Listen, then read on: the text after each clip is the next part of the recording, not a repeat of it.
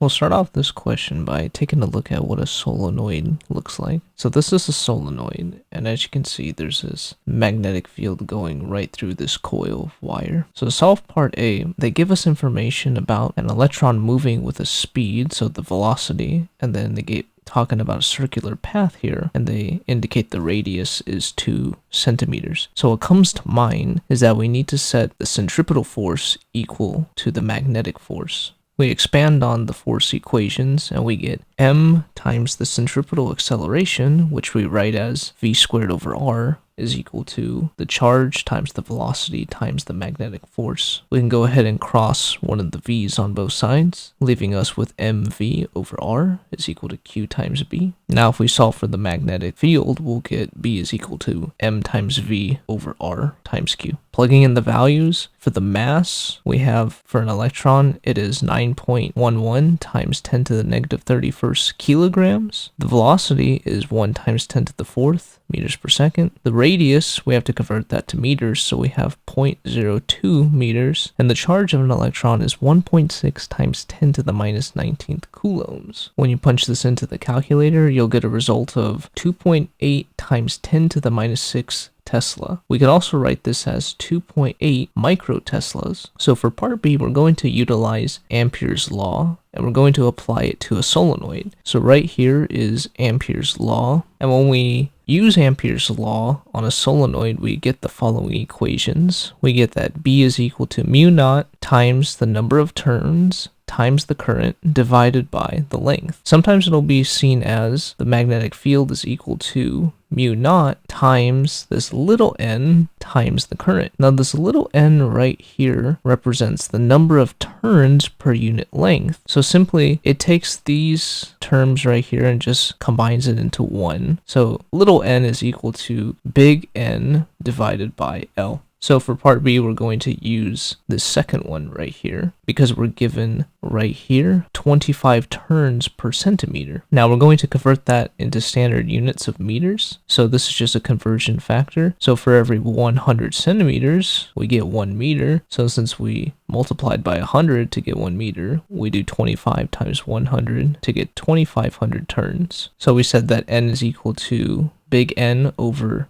L, so we can cross multiply and we can isolate N by itself and solve for N.